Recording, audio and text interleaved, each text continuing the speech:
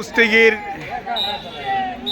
গাজী রেফারির দায়িত্ব পালন করছেন। দেখা যাক, পুরুষের পাশাপাশি এখন মহিলাদের কুস্তিগিরের খেলা চলছে। বাংলাদেশ সেনাবাহিনী বনাম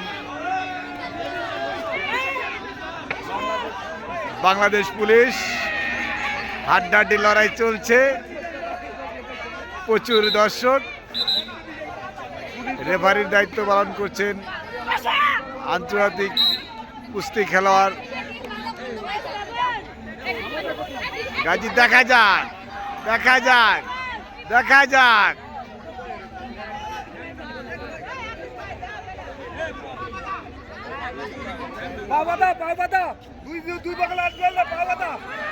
প্রচুর দর্শক। দেখা যাক, দেখা যাক কি হয়। এবং সেনাবাহিনী বাংলাদেশ পুলিশকে পরাস্ত করলেন। রেফারি কি সিদ্ধান্ত আসে এবং প্রচুর বিজয়ের উল্লাস। রেফারির দায়িত্ব পালন করছেন আন্তর্জাতিক কুস্তিগির সদস্যবৃন্দ।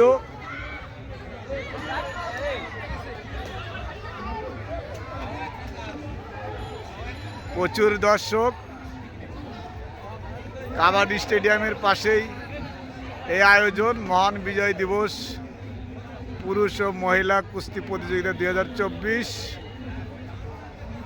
পুরুষদের খেলা আমরা উপভোগ করলাম, এখন নারী দলের খেলোয়াড়দের উপভোগ। প্রচুর দর্শক। দেখেন, খেলার প্রতি মানুষের বিনোদন এখনো অনেক উচ্চতায়।